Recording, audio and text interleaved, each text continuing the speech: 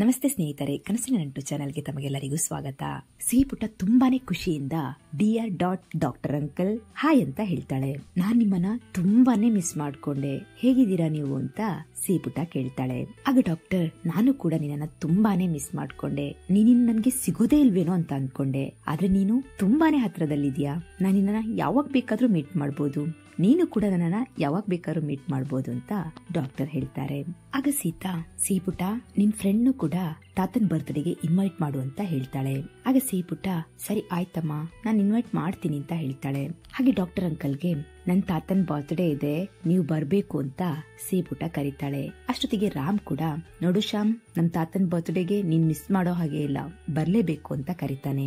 ಆಗ ಶ್ಯಾಮ್ ಕೂಡ, ನೀನ್ ಕರೀದೇ ಇದ್ರು ಕೂಡ ನಾನ್ ಬಂದೇ ಬರ್ತೀನಿ ಅಂತ ಶ್ಯಾಮ್ ಹೇಳ್ತಾನೆ. ಈ ಕಡೆಯಿಂದ ವಿಶ್ವ ಅವರು, ಏನ್ ಬಾರ್ಗು, ನಿನ್ ಆಟ ಇಲ್ಲಿ ಏನು ನಡೀತಿಲ್ಲ, ಇದ್ರ ಮಧ್ಯ ಬೇರೆ ಅಪ್ಪಾಜಿ ಬರ್ತ್ಡೇ ಮಾಡೋದಕ್ ಹೊರಟಿದ್ಯಾ, ಇದರಿಂದ ನಿನ್ಗೆ ಏನ್ ಲಾಭ ಇದೆ, ಯಾಕಿದನ್ನ ಮಾಡ್ತಿದ್ಯಾ ಅಂತ ಕೇಳ್ತಾರೆ.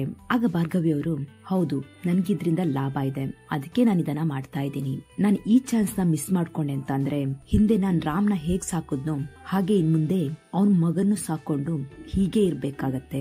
ಅದಕ್ಕೋಸ್ಕರ ನಾನ್ ಈ ಚಾನ್ಸ್ ನ ಮಿಸ್ ಮಾಡೋ ಹಾಗೆ ಇಲ್ಲ. ಈ ಒಂದು ಬರ್ತ್ಡೇ ಪಾರ್ಟಿ ರಾಮ್ ಜೀವನನೇ ಪೂರ್ತಿಯಾಗಿ ಬದಲಾಯಿಸುತ್ತೆ ಅಂತ ಭಾರ್ಗವಿ ಅವರು ಹೇಳ್ತಾರೆ.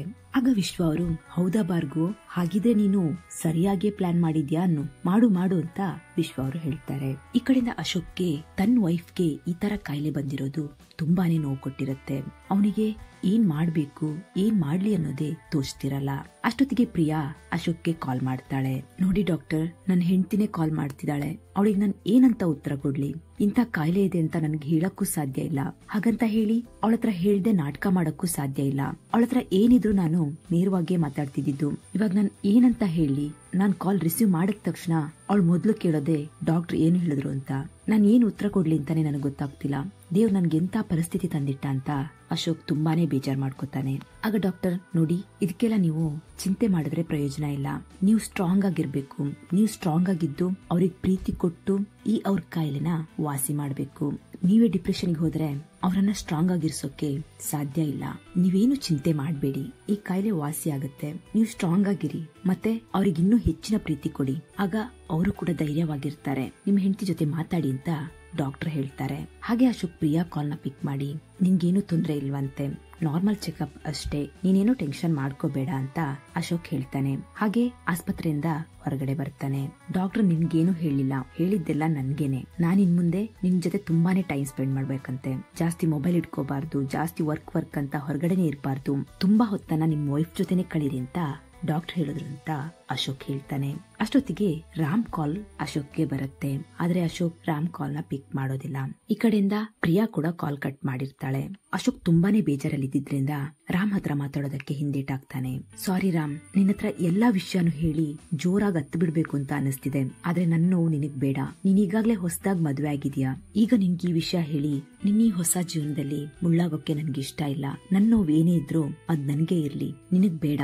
ಸಾರಿ ಮಗ, ನಾನಿವಾಗ ನಿನ್ ಕಾಲ್ ನ ಪಿಕ್ ಮಾಡಲ್ಲ ಅಂತ ಅಶೋಕ್ ಹೇಳ್ತಾನೆ. ಈ ಕಡೆಯಿಂದ ರಾಮ್ ಮತ್ತೆ ಸೀತಾ ತಾತನ್ ಬರ್ತ್ಡೇಗೆ ಯಾರನ್ನೆಲ್ಲ ಇನ್ವೈಟ್ ಮಾಡಿದ್ವಿ ಅಂತ ನೆನ್ಪ್ ಮಾಡ್ಕೋತಾ ಇರ್ತಾರೆ.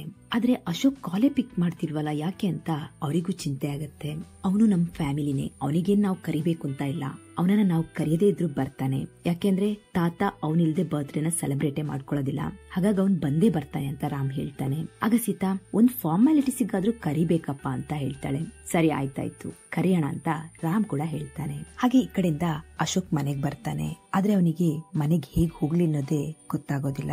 ನಾಟಕ ಮಾಡ್ಕೊಂಡಿರೋಕ್ಕೂ ಅವನಿಗೆ ಕಷ್ಟ ಆಗತ್ತೆ, ಹಾಗೆ ನಾಟಕ ಮಾಡದೇ ಇರೋಕ್ಕೂ ಕಷ್ಟ ಆಗತ್ತೆ.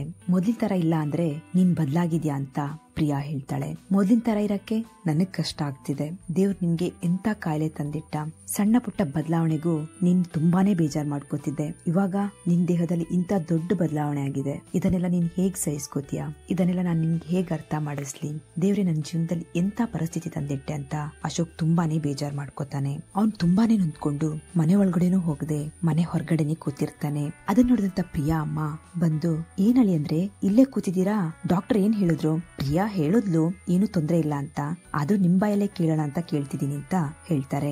ಆಗ ಅಶೋಕ್ ಏನೂ ಇಲ್ಲ, ಏನು ತೊಂದ್ರೆ ಇಲ್ಲ ಅಂತ ಹೇಳಿದ್ದಾರೆ, ಅದು ಸುಮ್ನೆ ನಾರ್ಮಲ್ ಚೆಕಪ್ ಮಾಡಿದ್ದಾರೆ ಅಷ್ಟೇ ಅಂತ ಅಶೋಕ್ ಹೇಳ್ತಾನೆ. ಹೌದಾ, ಸರಿ ಆಯ್ತು, ನೀವು ಒಳಗಡೆ ಬನ್ನಿ ಅಂತ ಅವರು ಕೂಡ ಒಳಗಡೆ ಹೋಗ್ತಾರೆ. ಪ್ರಿಯಾ ಅಮ್ಮ ಒಳಗಡೆ ಬಂದವ್ರೆ. ನೋಡಂಜು, ನಿಮ್ಮಣ್ಣ ಬಂದು ಅಲ್ಲೇ ಕೂತಿದ್ದಾರೆ, ಏನು ಎತ್ತ ಅಂತಾನೆ ಅರ್ಥ ಆಗ್ತಿಲ್ಲ, ಕೇಳಿದ್ರೆ ಆತರ ಹೇಳ್ತಾರೆ, ಏನಾಗಿದ್ಯೋ ಏನೋ ಅಂತ ಬೇಜಾರ್ ಮಾಡ್ಕೋತಾರೆ. ಆಗ ಅಂಜು, ನೀವೇನು ಚಿಂತೆ ಮಾಡ್ಬೇಡಿ ಅತ್ತೆ, ಏನು ಆಗಿಲ್ಲ ಅಂತ ಹೇಳಿದಾನಲ್ವಾ, ಏನಾದ್ರೂ ಇದ್ದಿದ್ರೆ ಅವನೇ ಹೇಳ್ತಿದ್ದ ಅಲ್ವಾ, ಸರಿ ಬನ್ನಿ ನೀವು ಮಲ್ಕೊಳ್ಳಿ ಅಂತ ಅವರನ್ನ ಕರ್ಕೊಂಡು ಅಂಜು ಹೋಗ್ತಾಳೆ. ಈ ಕಡೆಯಿಂದ ಸಿಹಿ ಪುಟ್ಟ ರಾಮ್ ಮತ್ತೆ ಸೀತಾಗೆ ನನ್ಗೆ ತಮ್ಮ ಬೇಬಿ ಬೇಕು ಅಂತ ಹಠ ಮಾಡ್ತಿರ್ತಾಳೆ.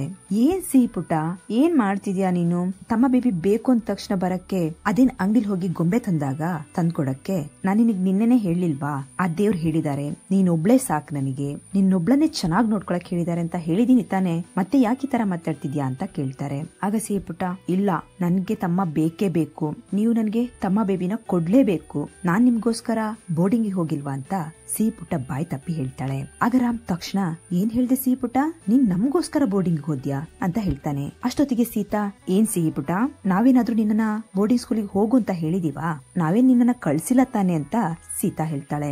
ಆಗ ಸಿಹಿ, ನೀವು ಕಳ್ಸಿಲ್ಲ, ಆದ್ರೆ ಬಡ್ಡಿ ಬಂಗಾರ ಮಾಡ್ತಿ ನಾನ್ ಬೋರ್ಡಿಂಗ್ ಸ್ಕೂಲಿಗೆ ಹೋದ್ರೆ ನೀವಿಬ್ರು ಖುಷಿಯಾಗಿರ್ತೀರಾ ಅಂತ ಹೇಳಿದ್ರು, ಅದಕ್ಕೆ ನಾನು ಹಠ ಮಾಡಿ ಬೋರ್ಡಿಂಗ್ ಸ್ಕೂಲಿಗೆ ಹೋಗಿದ್ದು, ಆದ್ರೆ ಏನ್ ಮಾಡೋದು, ನಂಗಲ್ಲಿ ಇರಕ್ಕೆ ಆಗಿಲ್ಲ, ನಂಗ್ ನಿಮ್ಮನ್ನ ಬಿಟ್ಟು ಇರೋದು ತುಂಬಾ ಕಷ್ಟ ಆಯ್ತು, ಎಷ್ಟು ಬೇಜಾರಾಗ್ತಿತ್ತು ಗೊತ್ತಾ, ಇಲ್ಲಿ ನೀವು ಕೂಡ ಖುಷಿಯಾಗಿಲ್ಲ ಅಂತ ನನಗ್ ಗೊತ್ತಾಯ್ತು, ಅದಕ್ಕೆ ನನ್ಗಲ್ಲಿ ಇರಕ್ ಆಗಿಲ್ಲ ಅಂತ ಸಿಹಿ ಪುಟ್ಟ ಹೇಳ್ತಾಳೆ.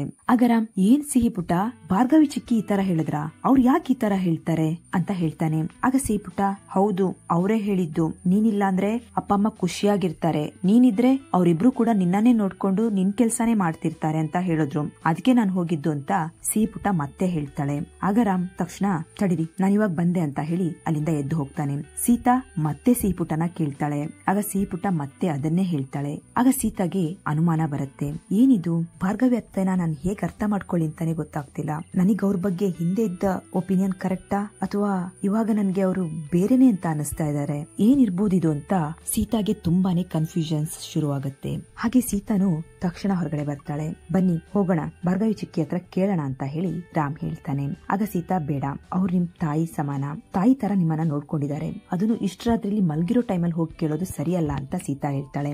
ಇಲ್ಲ, ನಮ್ಗೆ ಏನೇ ಕನ್ಫ್ಯೂಷನ್ಸ್ ಇದ್ರು ಗೊಂದಲಗಳಿದ್ರು ಅದನ್ನ ಅವಾಗ್ಲೇ ಕ್ಲಿಯರ್ ಮಾಡ್ಕೋಬೇಕು, ಅದಕ್ಕೆ ಹೋಗಿ ಕೇಳೋಣ ಅಂತ ರಾಮ್ ಹೇಳ್ತಾನೆ. ಆಗ ಸೀತಾ, ಬೇಡ, ಇವಾಗ ನಮ್ಗೆ ಕರೆಕ್ಟ್ ಆಗಿ ಗೊತ್ತಿಲ್ಲ, ಸಿಹಿ ಪುಟ್ಟನ ಒಂದಿನ ಕೂರಿಸ್ಕೊಂಡು ಕರೆಕ್ಟ್ ಆಗಿ ಕೇಳೋಣ, ಅವಾಗ ಭಾರ್ಗವಿ ಚಿಕ್ಕಿ ಅವಳಿಗೆ ಯಾಕೆ ಆತರ ಹೇಳಿದ್ರು ಅಂತ ಅರ್ಥ ಆಗತ್ತೆ, ಸುಮ್ನೆ ಹೋಗಿ ಕೇಳಿದ್ರೆ ತಪ್ಪಾಗತ್ತೆ ಅಂತ ಸೀತಾ ಹೇಳ್ತಾಳೆ. ಸರಿ ಆಯ್ತು ಅಂತ ಹೇಳಿ ರಾಮ್ ಕೂಡ ಸುಮ್ನಾಗ್ತಾನೆ.